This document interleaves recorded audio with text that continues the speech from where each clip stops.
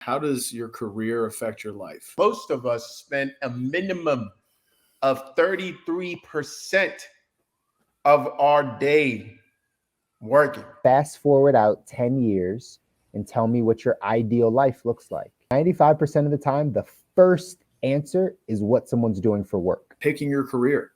How do you go about this? Choosing a career at 17, I feel like we're setting kids up for failure right away. The purpose of modern day schooling is to produce good workers to fill the roles that the conglomerates and the industries need to be filled. The advice I give to teenagers today is try everything.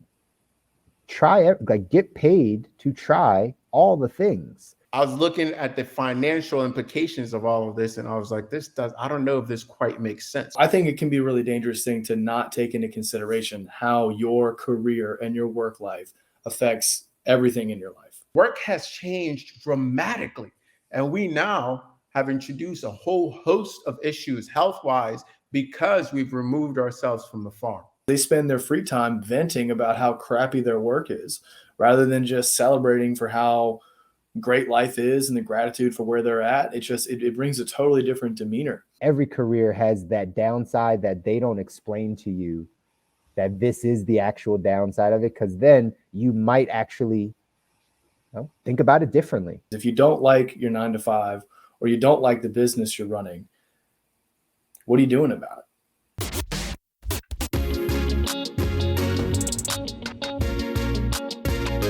Welcome to the Good Life. All right, everybody. Hey, welcome back.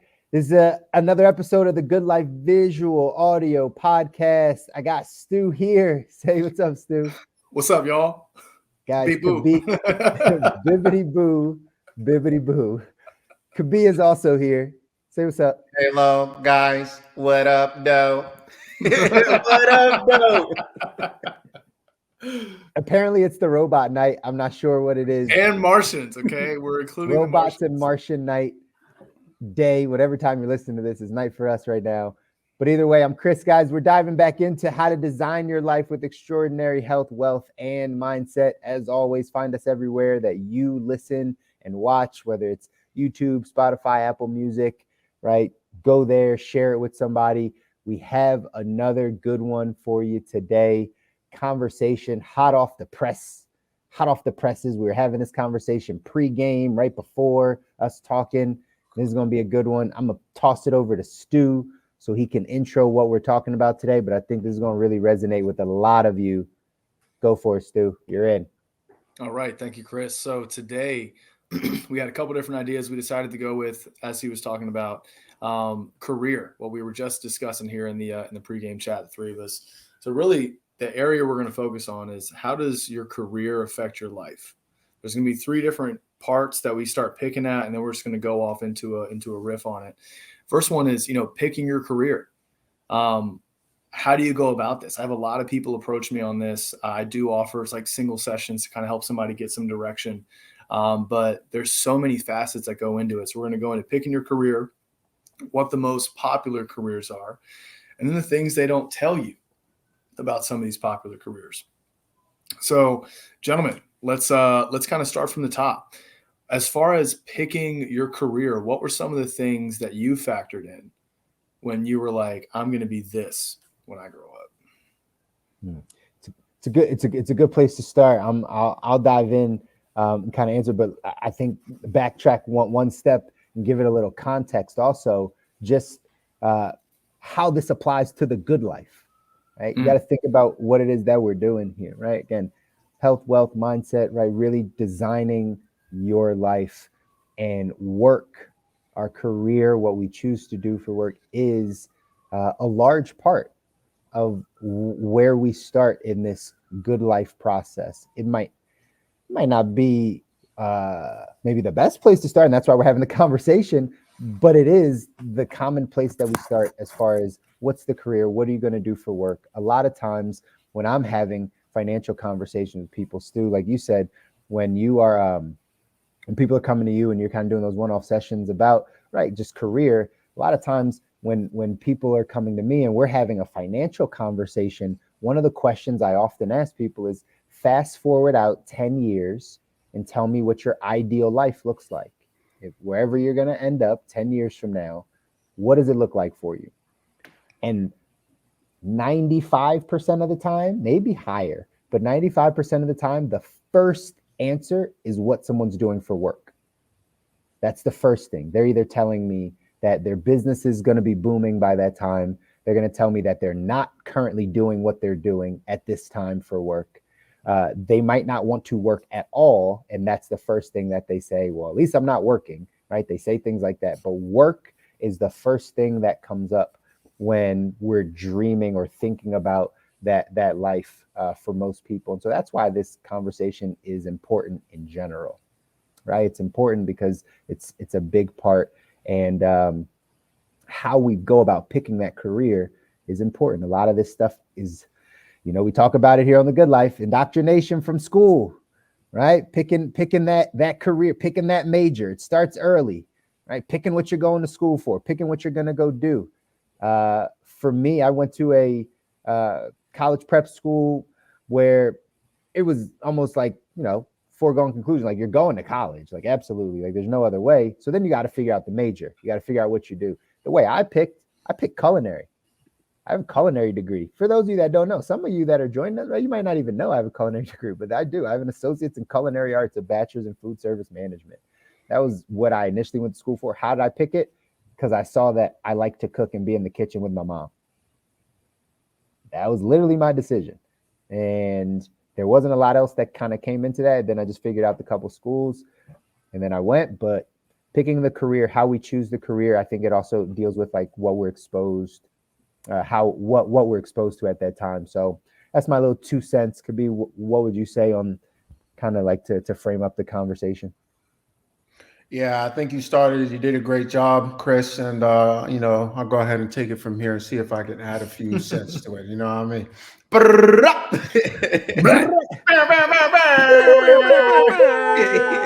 No. Oh, man, we got to fix your gun, bro. We got to fix your gun. It sounds like such a small still little don't laser get better. gun, How? It's not something I practice often. I just need more time to practice. All right. You don't change, brother. You're perfect, just the way you are. God still loves you. So I think you framed it pretty. You said a couple key things, and one thing I'll add is this is extremely important in terms of our career because, guys, most of us spend a minimum of 33% of our day working or at our work, our career, whatever we call it, that minimum of 33, right? Most of us work at least 8 hours a day. Now, math isn't great, so you can go ahead and double check me on that. But a minimum of that, and most, if you're an entrepreneur, you probably spend way more than 8 hours a day, right? And if you have a career that is particularly demanding, whether you're in finance, you're an attorney, you're a doctor, you probably spend a lot more hours at work. So a huge percentage of our life is spent in our bed or working, right? So it's important that we talk about this in The Good Life because it applies pretty obviously. And one other thing I want to add to what you stated, Chris, is that work has changed dramatically over the years. There used to be a period of time where most of us were farmers. Right? We would get up, we would farm, and work actually fulfilled a huge part of not just what we needed to survive in terms of eating and feeding our family and providing for ourselves and living off of the land, but I would argue that it also played a huge part in our health, right? And for example, some of the things we point out all the time, which is making sure we get our sunlight energy. Well, there you go. Provided right there, built in, pre-packaged, shipped, ready to go, right? It provided us contact with earthing. Well, if you don't wear shoes, which most people didn't to farm in particular periods of time, you've got your connection to Mother Earth. You're out there connecting, grounding without all the research about grounding, right? And you're grounding in much better soil too.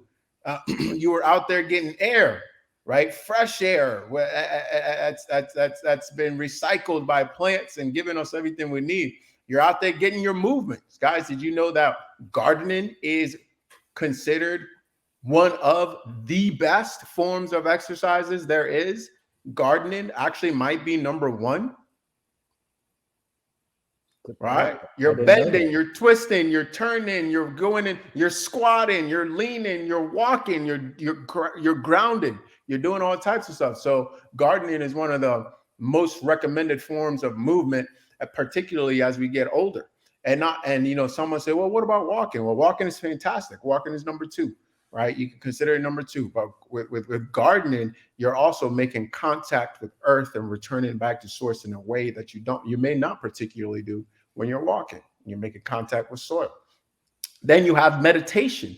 If you've ever gardened before, if you've ever been on a farm before, there's a certain level of peace that you kind of get in being out there, and in our modern brain, we might get bored, right? We might, you ever seen the Disney Channel movie where the attorney is in the forest trying to take calls and getting all frazzled and stuff. So I wanted to frame it in that sense too, from the health perspective, and that work has changed dramatically.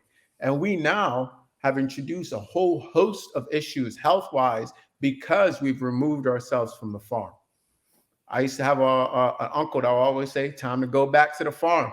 I never fully understood why he said that, but I'm going to assume he means this right here. Time to go back to the farm. It's time to stop being Mr. Hunchback McMickelson, right? With all of these issues being developed. And I don't know if that's the name or not. I just, it is what it is. But we're developing so many issues. Right now, I'm studying neuromuscular therapy, soft tissue pain, and 80% of our issue comes from the fact that we all sit at a desk and stare at a computer and do work all the time. Inside.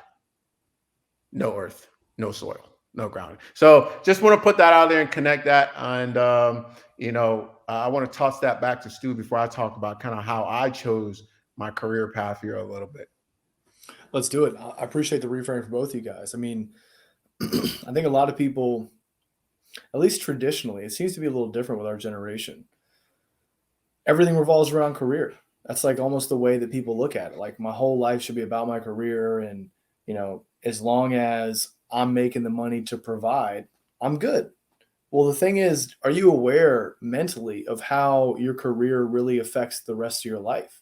I think one of the most stereotypical things is when you have somebody that's dragging themselves to work over and over again. They hate going there. Maybe they hate the culture. Maybe it's toxic. Maybe it's not. Maybe they just don't want to be doing the thing that they're doing.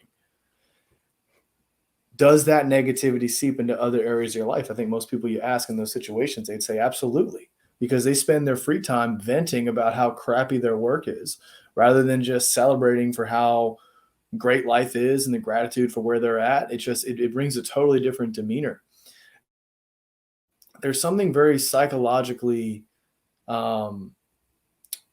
twisting about forcing yourself to do something for a third of your life every day that you don't like. I wonder where else you may make those judgment calls. Like, hey, I don't really want to do this, but man, I spend 8 hours of my day doing things I don't want to do. Why not do a little bit of more? Why not say yes to these plans I don't want to go to? Why not have a certain boundary in my romantic relationship that I'm not okay with? But hey, I don't like my relationship with work either. Why do I have to like all the things about my life? So I think it can be a really dangerous thing to not take into consideration how your career and your work life affects everything in your life. So I'm glad that we kind of touched on this, because if you don't like your 9 to 5 or you don't like the business you're running, what are you doing about it? So kind of coming from that place of why it's important. Let's dive in. Let's hear about some of these personal experiences. So like when it came to picking career, Chris, you mentioned that you chose culinary school originally because you just loved cooking it up with mom in the kitchen and it just felt like a natural transition for you. You're not still a full-time chef. What did you learn about the way that you approached the career search the first time versus like what kind of happened that took you into this new avenue?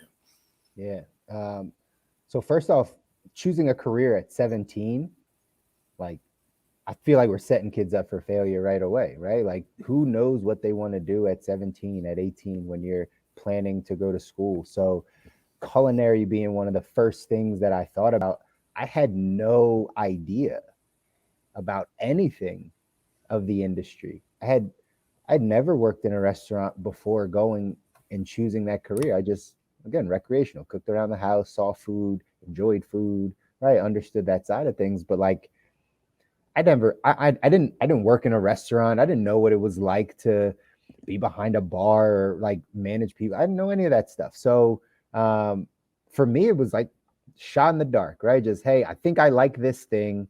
Let me go do that.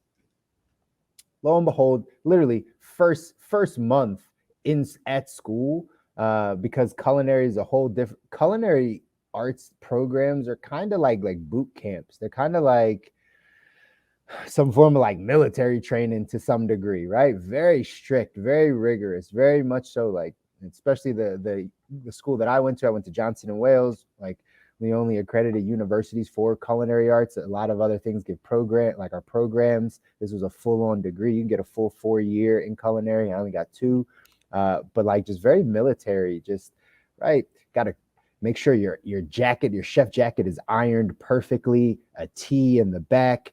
No hair on your chin. I remember going at 18, I didn't have this facial hair at all, but I had like maybe a little bit on my chin. And every morning my chef would like be like, nope, you didn't shave close enough. Nope, you didn't shave close enough. And I was like, what are you talking about? Like, there's no hair on my face. And like, they would just get on you about things like that. So I'm learning those things as I'm going through school. Then I come out and I start working in restaurants. Whole new experience, right? Whole new experience. I don't know if anyone have either of you ever been a dishwasher at a restaurant before? No. It's like probably one of the worst positions to ever like just people throwing dirty plates at you and they're no care and concern, just throwing, slopping stuff at you, just sliding things back. And I was maybe, I don't know, 19 when I'm working in the dish room.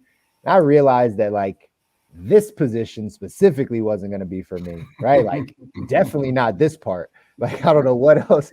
So first experience, I quit Johnny Rockets. Have you ever been to Johnny Rockets? Shout out Johnny Rockets. Shout out, I quit. Aventura Mall, Stu, right? Aventura Mall, yeah? Johnny Rockets. Yeah, quit first shift, like second shift in, something like that. Like just in the middle of the shift, was like, yeah, this ain't for me. Got out, started working more on the front of the house, like did some back of the house stuff. But really the big things that you don't know is you don't understand the time that is spent in the restaurant. You don't understand how much actual time you spend there. When I now categorize or I tell people about the restaurant world, I say it's long nights, holidays, and weekends. That's really how you can categorize it. It's long nights, holidays, and weekends. You're overworked and underpaid at the essence of the business.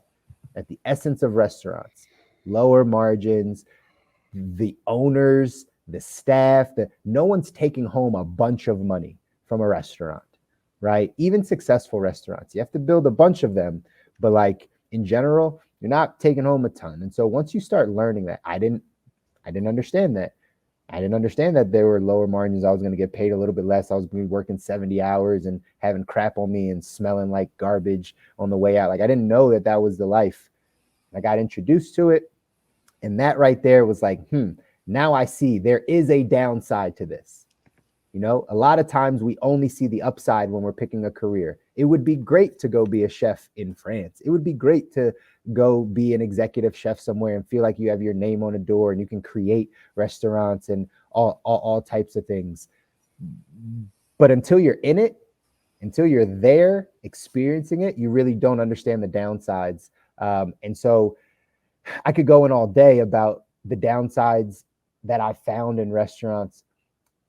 But I think every career has this, right? Every career has that downside that they don't explain to you, that this is the actual downside of it, because then you might actually think about it differently. You might think about it differently. So that was a little bit of like my experience kind of getting into the restaurant world. I wound up transitioning out after only about 8 years or so, maybe 9 years.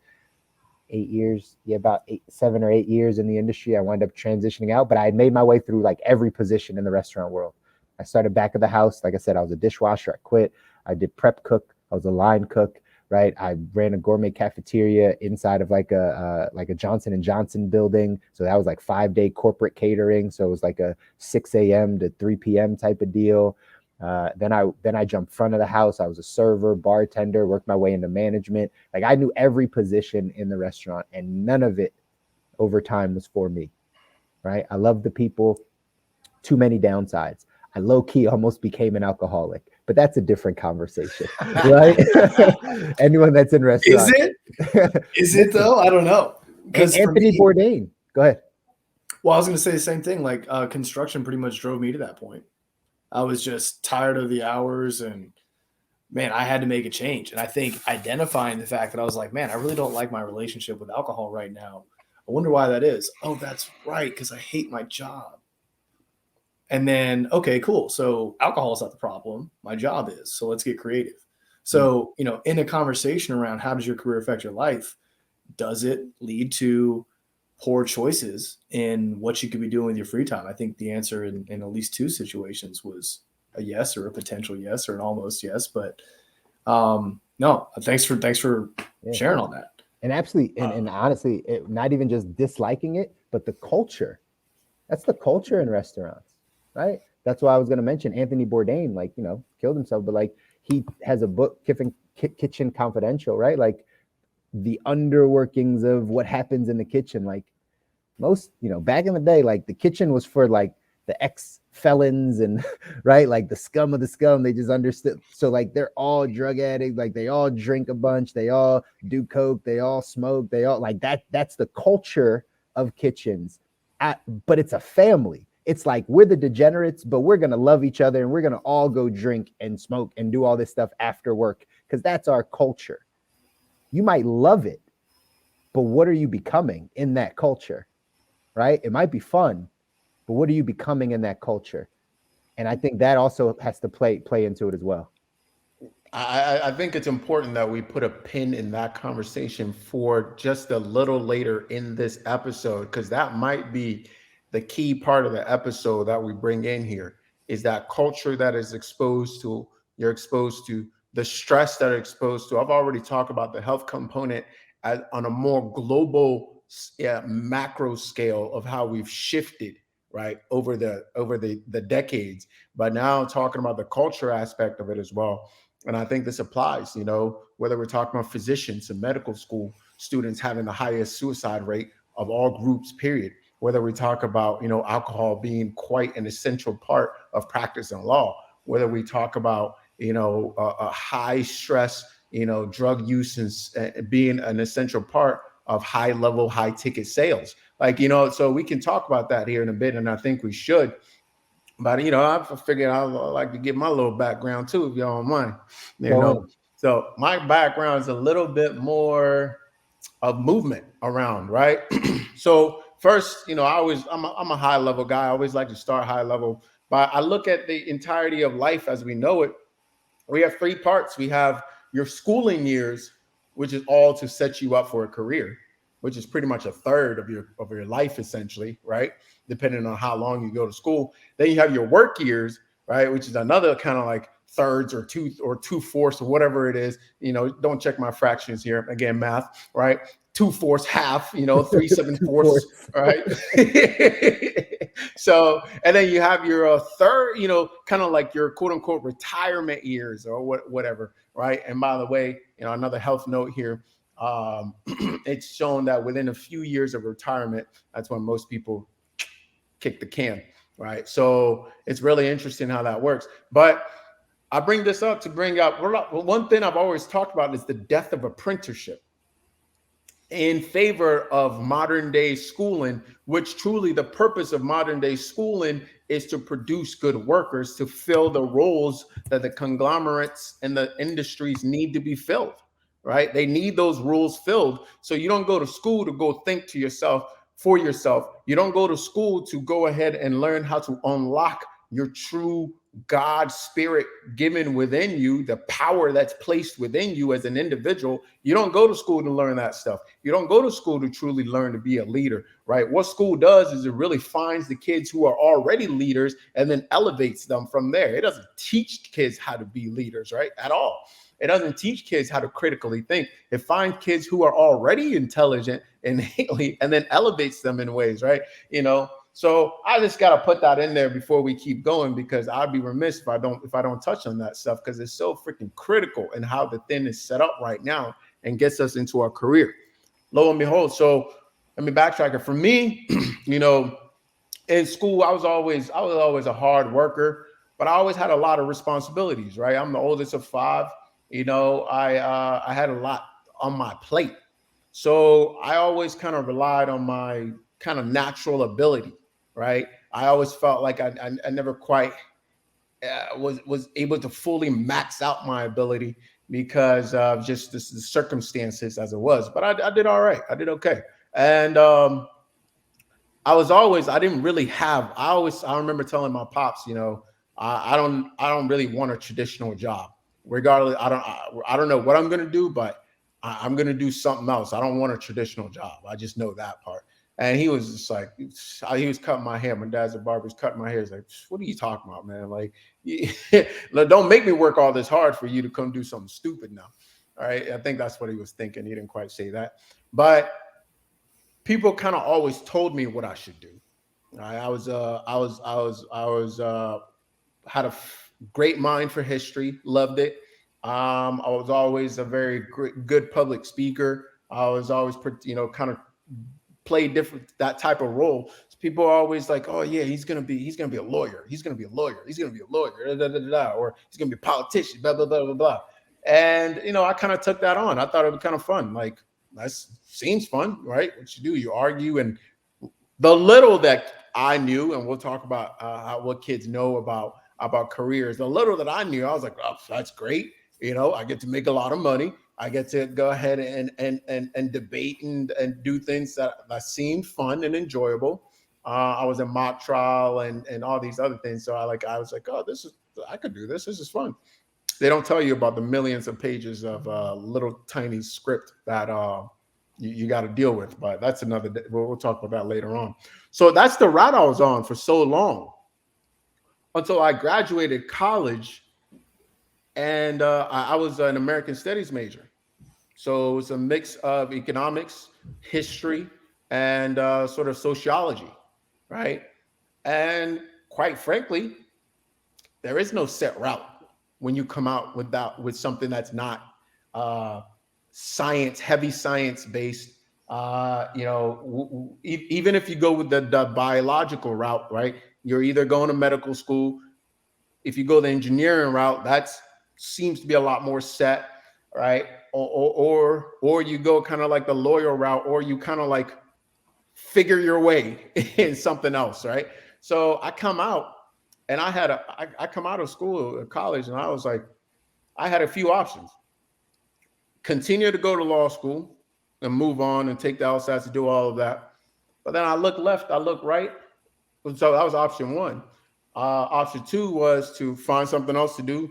Option 3 was kind of like get a job. I look left, I look right. I'm like, Pops isn't going to pay for law school. Mom's isn't going to pay for law school.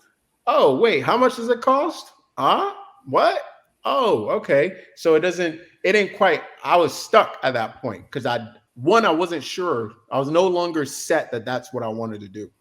And 2, I was looking at the financial implications of all of this, and I was like, I don't know if this quite makes sense. So I was kind of stuck. So at that point is when I went back to something I've always enjoyed, which is fitness.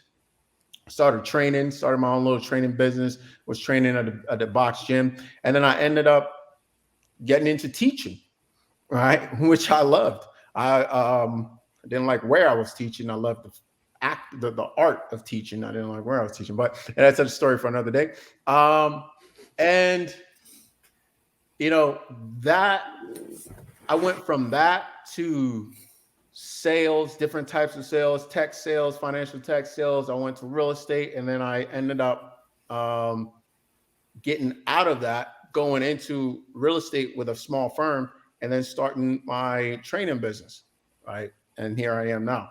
So it kind of took me all over. And quite frankly, I felt like the entire time I was kind of like figuring things out. My gut kind of knew what I wanted to do, but I never fully went with my gut. My head was telling me something else, and my heart was telling me something else, right? So I never fully made like a decision, all right? I just went along and got what I would call my masters in the streets. All right, I got my masters in the street because I learned from each decision, and this is why I bring up apprenticeship, because I learned from each one of those, but at a cost, right? At a cost, and that it was a little bit of inefficient use of time. In my opinion, there was a little bit of inefficient use of time. Like if I could have learned what I know quicker, I would have made slightly different decisions. Maybe not much, but slightly different decisions from there. So that was my path. Glad I didn't go to law school, though. I'll say that for sure. However, I think as we have it set up now, I think we're really not doing a great job to help kids succeed. Right. We're really not doing a great job to help kids succeed. Agreed. Amen. I think I always love touching on like the similarities and differences from our perspectives. I think the similarities here, obviously, all three of us chose very different. Like we've ended up in different careers than what we started with.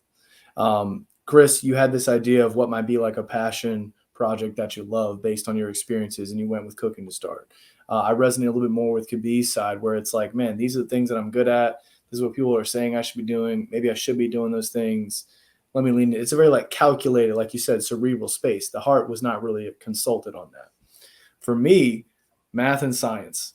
So I went straight physics specifically. So everybody was like, dude, you got to be an engineer. I was like, well, I don't know what I want to do, so why not? Went into civil engineering. And you nailed it. Engineering has a lot less different tracks you can kind of go in, especially once you niche down specifically to something like civil. I could either be behind a computer doing AutoCAD all day, or I could be out in the field around equipment, around people, building. I'm a very social person, so naturally construction sucked me in. But what was very interesting was what happened with construction over the course of that time is I didn't get my master's in the streets, but I got my master's in project management and dealing with the personalities and the people behind all these different projects I stepped on. And it kind of really, really helped me go into this whole like business side of coaching, taking entrepreneurs to like going from a one-man show to actually managing people. Like, well, when you've seen various project sizes, it really helps. So it's kind of cool how some things fall into place over time. You touched on what if it could have been more efficient, or could it have been more efficient? And I always find those questions interesting. We never really know what the most efficient pathway would have been for us. We've already identified, I think the three of us are in agreement on this. We've already identified that traditional schooling is not the best place to figure out what you want to do for a career, let alone enhance your skills. So, you know, I look at how now I'm a coach around life and business. I don't know if there could have been a more efficient way. I will say my heart pulled me towards supporting on the therapy side pretty early into my 20s. Perhaps I could have gone that route, but then I'd have all the psychology degree, the debt. Would I even agree to handling everything with such red tape and regulations? I actually had a conversation with a client today who's debating on a therapist or a coach for what they're going through. So it's funny how we all have these different ways that we came about this. What's interesting is not a single one of us, when talking about career, have even mentioned money yet. That hasn't really been a priority for us. And obviously money is important, but you know, to anybody watching this, like you may think, okay, what career am I going to choose? And the first thing is like, what pays the most? Well, you know, we put together a couple of different options that we can segue in here shortly around, you know, the career paths that pay the most amount of money. But you may find that it's a very different experience than what you imagine. Chris touched on it a little bit with the restaurant side. For me, it was construction. Kobi seems to have some perspectives on law. So anything else you guys want to touch on here before we go into some of these specific examples on what they don't actually tell you about the career? Yeah, go ahead. Yeah, I think that's. I'm excited to get into that. I will confess, money was part of my calculation in terms of what I was good at versus where I could make a good amount of money and going into law. Obviously, I didn't do that, right? But it was part of my calculation. I figured I could make more money as an entrepreneur, though. So that's the gamble I took, I guess. All right. And money was in the sense of like, how much debt am I going to have to get into to make this dream possibly come true? And at this point in my life, I think it's a calculation that, is it worth it? It might be for some, but not for all. I don't. We've had that conversation a few times. I think it might be for some. It's based on your individual situation, but not for all. Yeah, true. Money was the reason I left the industry. It wasn't the reason I got in. It was the reason I left, though. It was one of the top reasons that I left. It's like I knew this wasn't going to get me to where I needed to go. Right, making 60 grand a year, working 70 hours a week. Right, for a corporate restaurant as an AGM, and then all of a sudden, right, like even if I did get to that GM position, you're talking what, 90, 80, 85 to 110 entry, and it's like, and I'm stuck there for like 4, 5, 6 years. Like, I don't know if that's going to do it for me. And so money was a huge option or one of the main reasons that I chose to leave that. And then, quality of life, those two things became big. Moving forward, I think we just have to find a way to have more realistic conversations with the youth, with kids about that, those things as well, right? Factoring in quality of life, factoring in money, factoring in what you're good at. Like the fact that you two said you kind of went down that path of like, well, what am I good at? What if I did have those thoughts, which I wish I did have those thoughts at the time, but I really didn't. But if I did have those thoughts of what am I good at, this is the advice I give to teenagers today is try everything. Get paid to try all the things. See, we have the mindset that we go to school to get the degree, right, to do the thing. But if you're in high school, right, and this is my belief, if you're coming out of high school and you really just don't know, but you are saying like, man, I'm good at this, like go work in those things. Like you don't have to go right to school. School will be there for you. Unless you're just going for the experience, like school will be there. So what they don't tell us in society is that like that 18 to 24, you're the freest you're going to be in life, right? The 18 to 25 is the freest you're going to be. Like no responsibilities unless you chose to have a child early or something like that. But like in general, free as you're going to be. So test things out, taste a bunch of stuff. You got no kids, you got no place to be, you got nowhere to go. Like just try this thing for 6 months. You don't like it, go to the next thing. For 2 months, you don't like it, go to the next thing. Like do that 18 to 24 and don't wait to be miserable at 35 and then Kobi said something about golden handcuffs, right? Now you're in a career, golden handcuffs. Now your income's high. You're like, oh, I can't really leave the job because now I have a mortgage and I have kids and I have things. So now I'm kind of stuck in this place. Well, 18 to 25, you could have just bounced around and figured it out to get to the place where you're like, no, I understand. This is my skill set. This is what I'm good at. And this is where I want to be, money, quality of life, all that stuff. We wait too long because we think that we got to go down this one path to get there. And it doesn't always pan out that way. So I think we have to start having those conversations as well. Dude, I love that. If you're 18 to 25 and you're hearing this, comment wherever you're hearing this and let us know. If somebody told you that, would you actually have done it? Because I'm willing to bet, just thinking about the 18 to 25-year-olds I know and thinking about 18 to 25-year-old me, it doesn't even like, it's like, that doesn't even occur to you because it's like, wait, what do you mean? But especially if you go to the schools, high schools that we seem to have gone to, but I gotta go to college. But blah, blah, blah, like they literally start to. I've had these conversations with 18 and 20, and they start to malfunction. Yep. Like what? But then I'm gonna be a bum. But then I'm gonna be blah blah blah blah blah. That literally does not occur. So what you're saying is so simple from our perspective now, but I think it's real difficult to get that through to an 18 to 25-year-old in today's society, in today's system that's being programmed to think they have to go down this path. That's what I was going to say. I was going to say, why do you think it's so difficult? And it's because that literally is the programming it's the only programming they have. When you go to school from 5 to 18 and you hear the same messages over and over again, that is your dominant programming. It's your dominant programming. It's 13 years of your life. So of course you're going to be like, oh, somebody told me something different. No, that doesn't make sense. I don't even. That can't be right. All these other people said the exact opposite. And I think, in addition to the programming being there of you have to be certain, there's a stigma around uncertainty. And there seems to be a stigma around uncertainty in so many areas of life. And I can say, like, specifically, I mean, I even felt those in like relationships. Like, so are you going to marry her? Like, are you going to do all this? Is this going to happen? Like, you have to be certain all the time. Like, why is that? Like, why, as a society, are we not allowed to open up and say, I'm not ready to make this decision yet? That seems like that, honestly, like that, of course.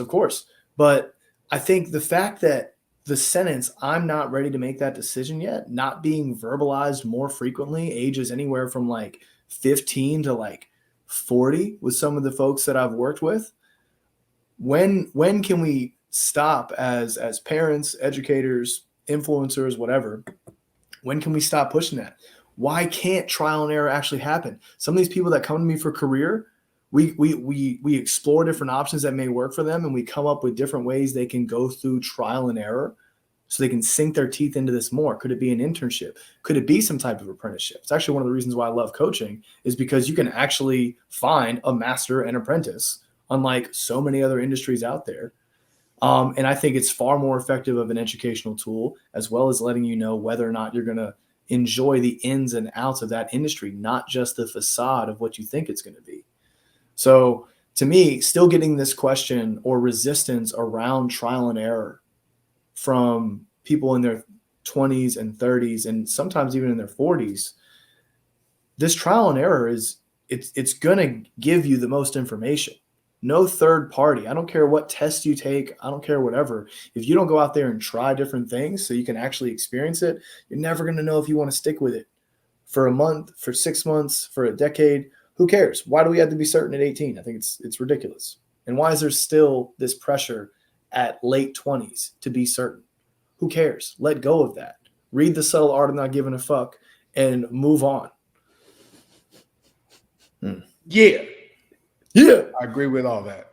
Let's hop to the what we're going to share on screen, and then touch on our experiences that we've had with each one of those, if at all. Tight. Who is sharing? Old man Chris. Oh man, relax. Is it me? I didn't even know it was me. Does he know how to work the share button? What is it? Is it the share? What am I sharing? The thing is though, you're super technologically cued in, so that's what's funny. He is.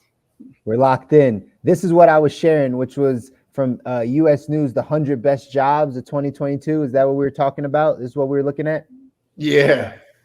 Cool. Because this is how a lot of students are picking jobs. Literally. Google it.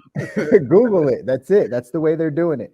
Google it. So here's what it says on here. It says no single job suits all of us, but here's some of the top ones. So number one down here, or I don't know, it says number one in 100 best jobs, information security analysts. Information security analysts. Projected jobs, 47,000. Median salary, 103,000. You need a bachelor's degree for that. Let's go right there. First of all, the next step for this for a student, for somebody, is like Google what is information security analyst, right? Because let's pull you back behind these curtains. These job titles are made up. They're made up, right? Besides doctor, lawyer, engineer, which is why a lot of folks gravitate to those things because they know what it is. But think about how many, I was in tech sales, right? So in looking at how many different positions we hired for, it was literally like, okay, so what do we call this person?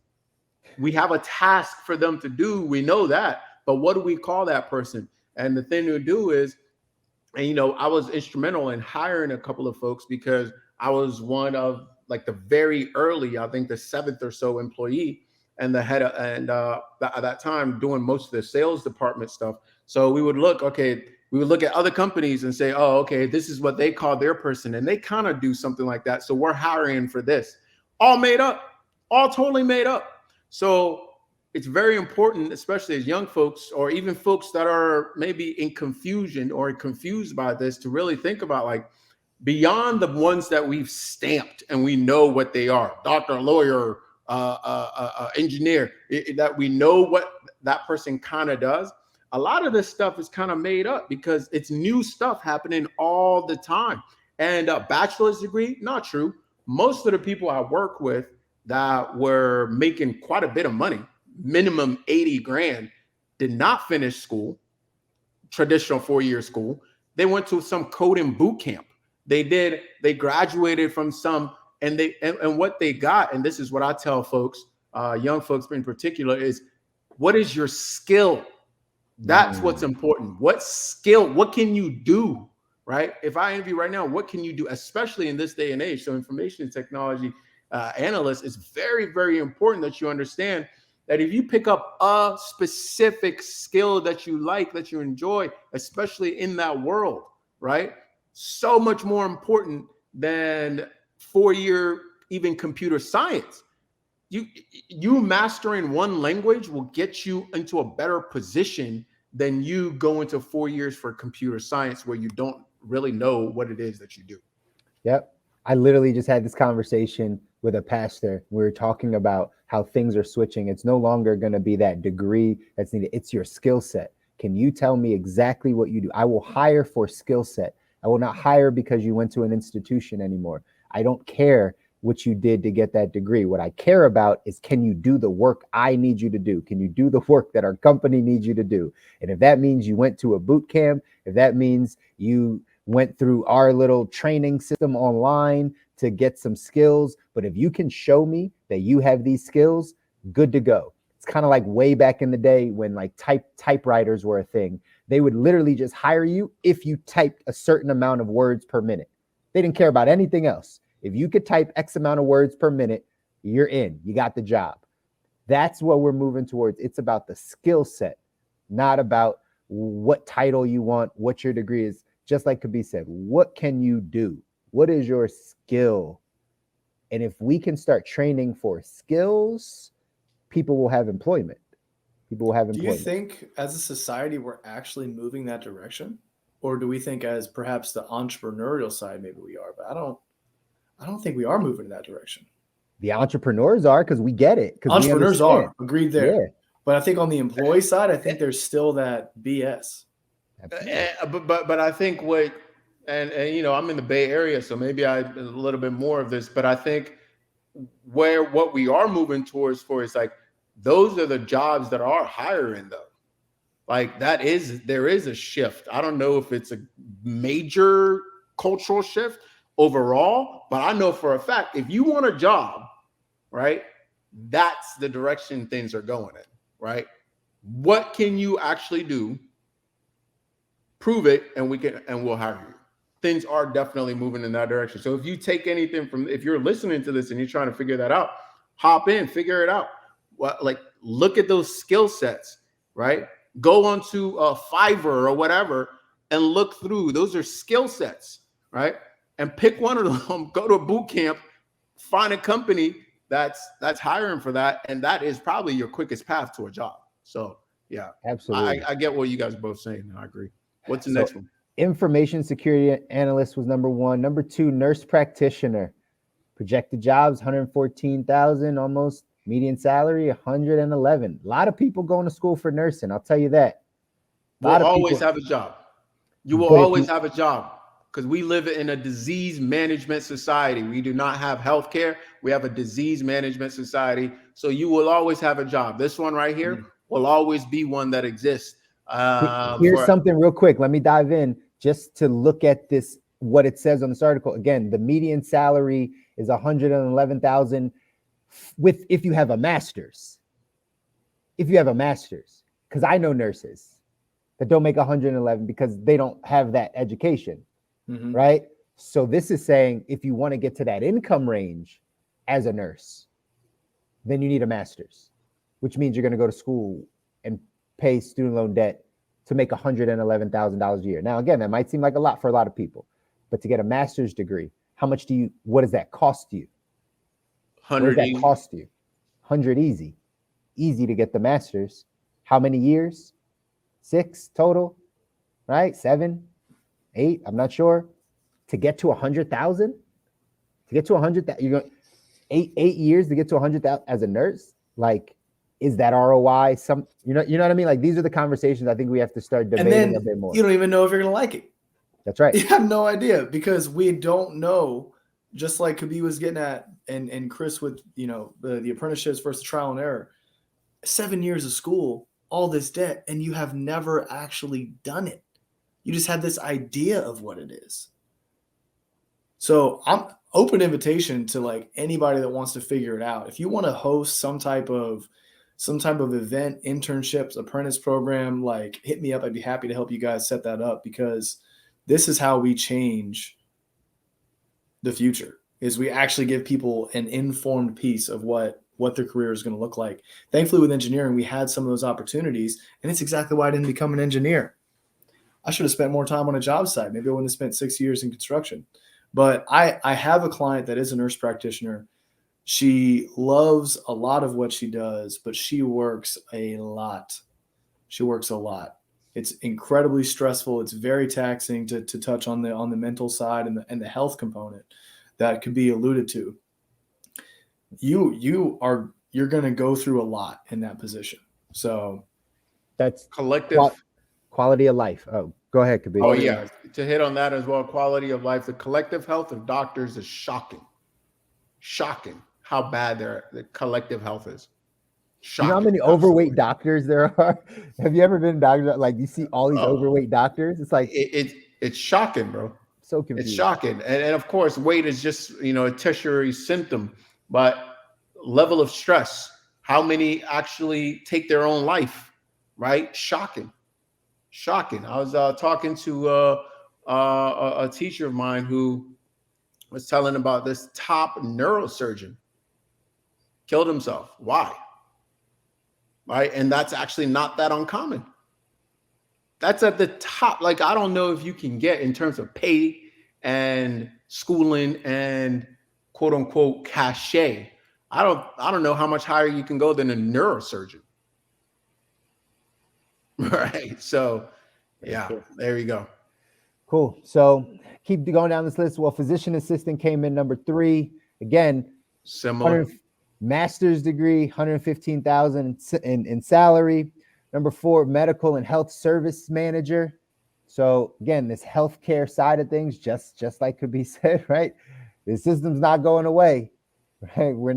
It's not about healing people. This is not about healing people. So you're always going to have something. You're always going to have a job. There's always going to be some career in it.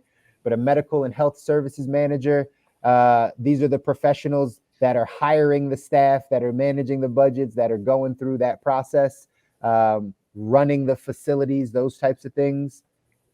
Median salary, 104 with a bachelor's degree. Number 5 on here says software developer. It's a big one. Software developer. I want to touch base on one thing real quick from 2 of the top, I guess, 5 that we've talked about so far. The emphasis on this is a secure job. The nurse practitioner, some of these other things. Security is a big component for a lot of people. The 3 of us, probably not as much as most. We have a lot of trust there, whatever. We have faith, whatever.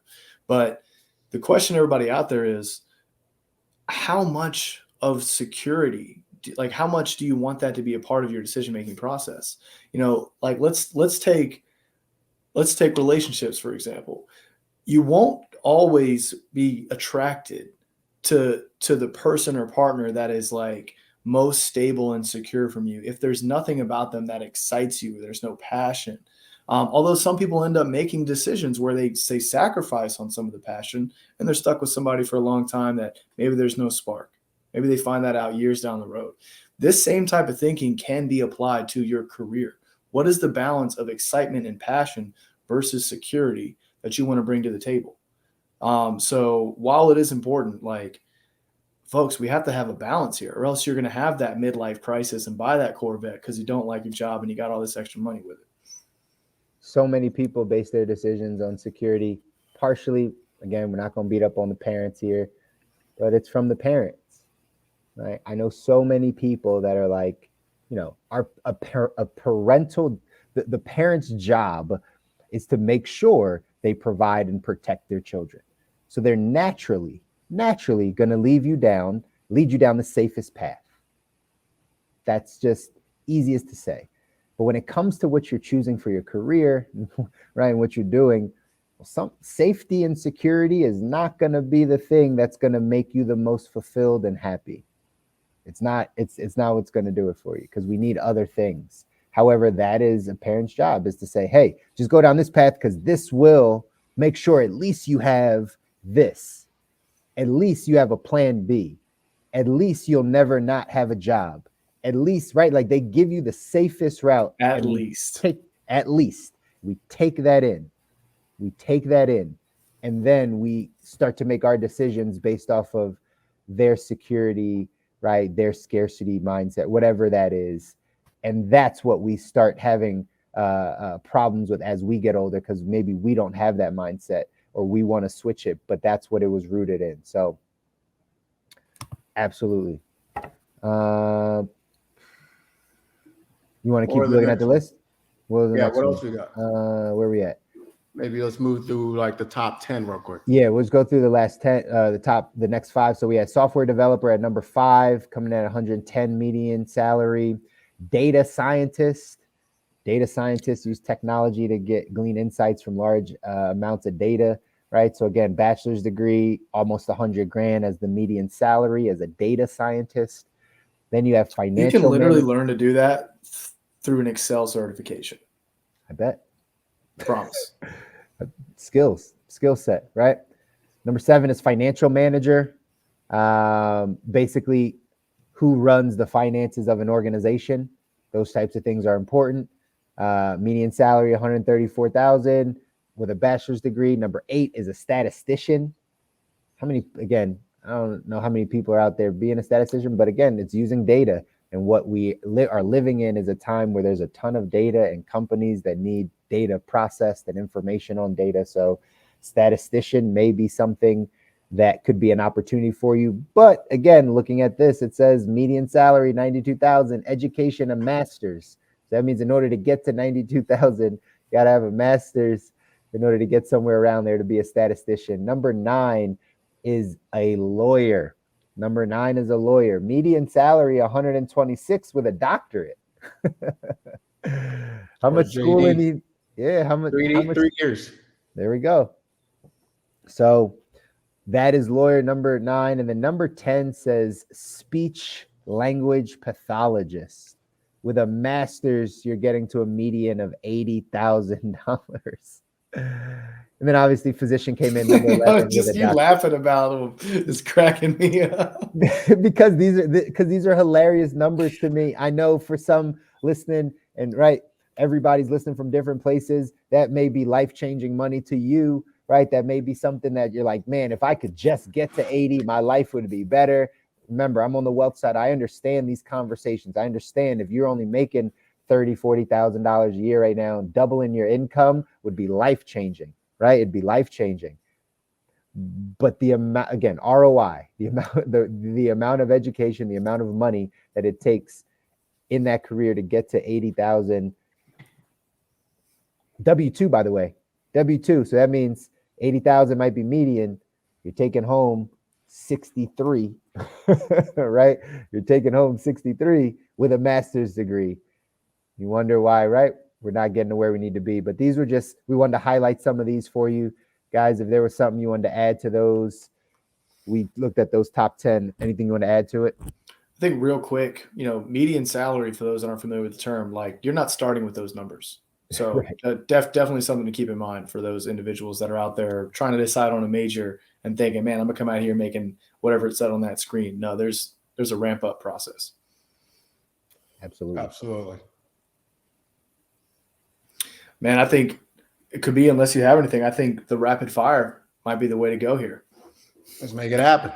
Cool. So more specifically, guys, we're going to do a rapid fire on, what do they not actually tell you about some of the industries that the three of us have been in?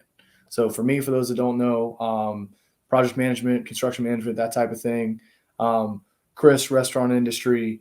Kobi, you've got real estate, and you thought about going down the law route. Curious to hear Sales. 10-4. Who wants to start? Let's give it a minute each. Let's let it all out. Give it to Kobi. Yeah. So, I'll start out industry, first and foremost with teaching. I think something that I didn't quite know is that it's you're going to be broke, and you're thinking like, oh yeah, you definitely knew that. But it's something that there is upward trajectory, but you got to be really passionate about your subject matter and be willing to continue to go up the rankings in that way, or be satisfied with where you are in terms of like, hey, you've got the summers off and you're going to be broke for a while, but you really enjoy what you do. And maybe you do something else. Sales, I've been in tech sales, working with young startups and educational sales or educational tech, ed tech, and fintech sales as an AE, account executive, as a sales rep. So, and you can make a lot of money in sales. In the business, I think the person with the most uncapped potential is the sales individual, right? So you can make a lot of money in sales, but there's a huge difference. Something I did not know is the difference between cold, warm, and hot makes a huge difference.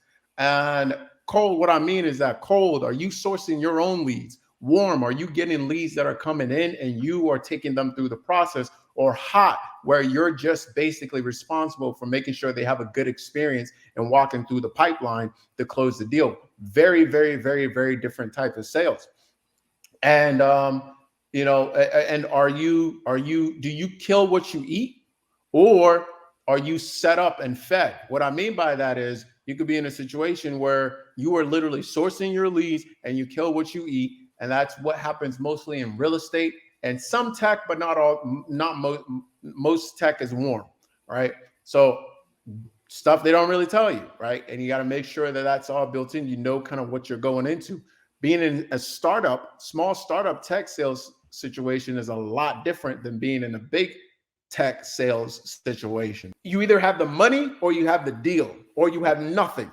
Okay, when you come in, that's become really sexy these days, where you can just come in with no money, nothing, and you make all this money. Guys, that's usually not true. Can people make it happen? Absolutely, they can make it happen, but definitely not the case. Okay, so very, very important to do that. In my opinion, best if you come in with the money. If you're going into real estate, best if you come in with the money, and quite frankly, a good amount of it. Okay. Then where I am now, and what they don't tell you, which is entrepreneurship in the health space, where what I realized is layering is kind of the future, right? Layering. So layering education and experience in medicine and coaching with entrepreneurship. So developing new tech-based, virtual-based solutions to health issues with my education and medicine and coaching, because most of our issues in medicine now are going to be solved by lifestyle solutions, which require coaching. It's not just going to be solved by prescribing pills and prescribing surgery. It's going to be by coaching people as to how they can make different lifestyle changes, which is why I call myself a lifestyle designer, to get that in there. So layering that solution, and that's what we do over here at CTN, and that's what I've kind of found my space in currently. Love it. I love it. I'll give you a quick cup, like just one of each. Restaurant world. What they don't tell you is when you go from hourly to salaried, you will take a pay cut.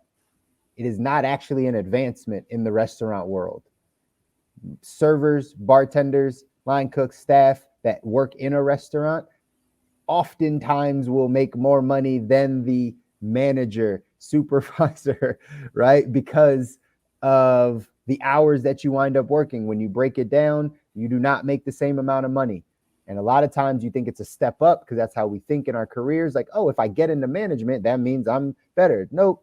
Every time I took a step into management, I took a step down financially. I made more money as a server in the early stages than I did as a manager in the early stages, right? So understand that is a big thing. If I always tell people that are in restaurants or at hourlies in restaurant, the staff, if it's not going to be your life, do not get into management.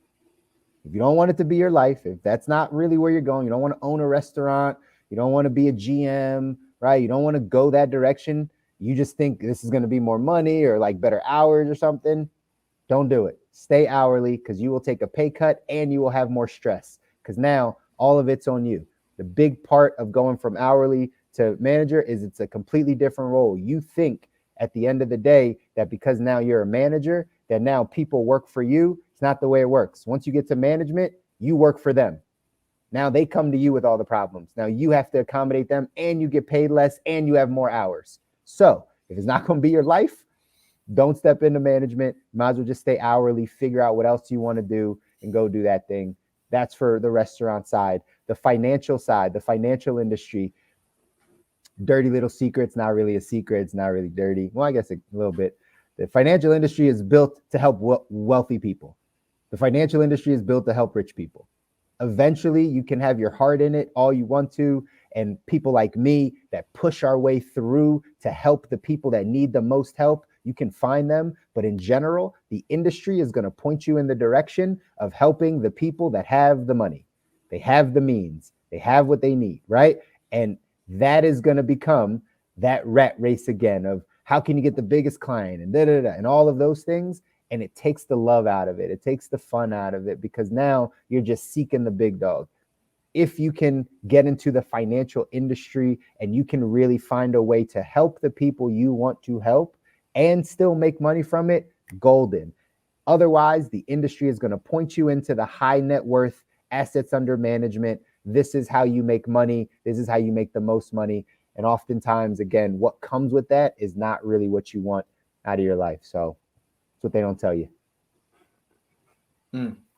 Well put. I think big commonality on the construction side is the exact same thing. Those getting paid hourly are making way more than those getting paid salary. It's always a very bitter transition when you recognize a superintendent is experiencing that after he was a trade and he was really, really getting after it. But there's the job security and all of a sudden that. So I'm glad you brought that one up. So for me, construction management, general contractor with some time spent as like a developmental role for younger engineers coming out of college. What they don't tell you about construction management, there is a lot of pressure, both by the culture as well as the necessity to be an asshole that babysits grown adults. That's not who I wanted to become. I explored different teams and projects and whatever. No matter what, some piece of that pressure was there. And that doesn't align with me, so I couldn't do it. Just simply could not do it. The other thing is alcoholism is high. There is so much stress, and it is presently, I think it's continuing to get less taboo, but presently very taboo to see anybody or open up about your stressful experience. It's a very like man's man type of world. And a lot of that I resonated with. A lot of it I did not. If you are stressed out, you are not encouraged to talk about it.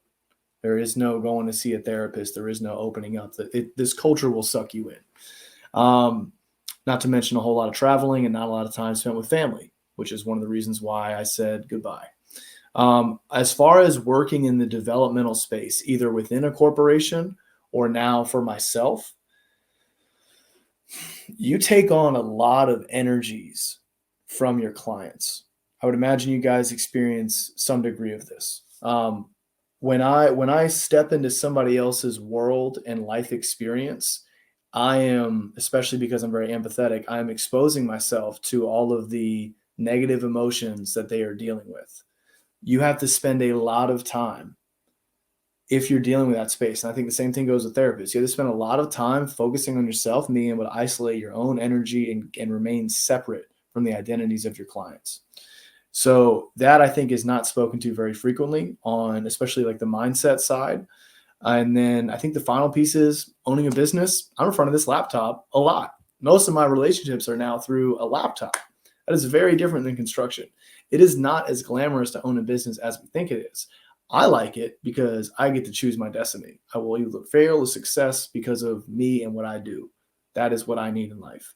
Many people may not relate to that. It is not the most glamorous thing in the world. I think you could potentially make it that way. I think your industry is specific, but I think that's probably the biggest thing that is left unaddressed is I'm in front of my laptop in my room a lot. But I love what I do, so it works out. But as far as all that movement and not getting like rounded posture and getting sunlight, I have to build that into my lifestyle. So I hear that. And let me give one bonus one. I was just thinking as you were talking, I'll give you one bonus one for the restaurant side. You will see the worst in people. So if you don't like people already, do not go into the restaurant world because you will see the worst in people, meaning when people are hangry, right, you see all types of things. And if you're not prepared for that, you'll think all people are crazy. You don't like people, but it's really just the restaurant world. Because when people are really, really hungry and they really are irritated, like you'll see the worst in people. So another restaurant one. If you don't like the phone, don't get into sales and don't get into real estate. There we go. Take us out, man. Guys, I think this was a great episode. This was needed for a lot of people, probably for us as well. I think we've got a lot of stuff to dish on there. We're going to have to do a part 2 of this for sure. But that's it for us today. If you guys like what you hear, make sure you subscribe, smash that like button, tune in next Monday for another great episode. And make sure you share this episode with somebody who would love or hate this episode because all press is good press. And until next time, keep living the good life. And we out of here, baby. Welcome to the good life.